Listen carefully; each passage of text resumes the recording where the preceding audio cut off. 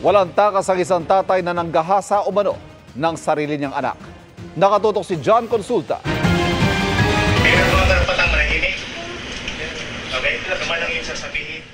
Sa bahay na ito sa Quezon City, inaresto ang isang lalaki ng mga ahente ng NBI Violence Against Women and Children Division.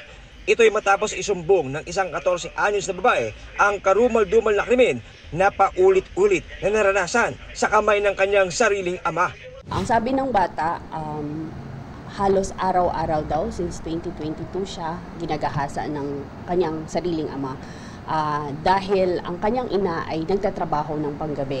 So every night wala doon ang nanay niya, kaya nagkakaroon ng oportunidad yung tatay para gahasain siya sa sarili nilang bahay. Sinubukan daw magsumbong ng biktima sa kanyang ina pero di raw siya pinaniwalaan.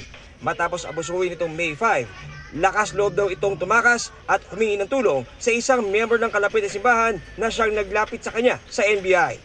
Minsan iiyak siya bigla, natotrauma daw siya, nade-depressed siya sa mga nangyayari na sarili niyang ama ang gumagahasa sa kanya.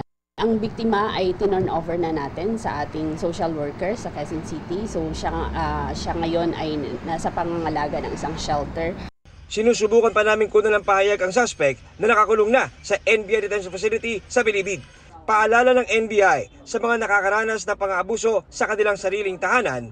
Dumulog lang sila sa aming tanggapan o humanap sila ng mga taong mapagkakatiwalaan. Kung hindi man sa loob ng bahay nila, kausapin nila yung kanilang teacher, yung mga guidance counselor sa school, o yung kahit sa barangay nila na mapagkakatiwalaan nila. Para sa GMA Integrated News, John Consulta, nakatutok 24 oras.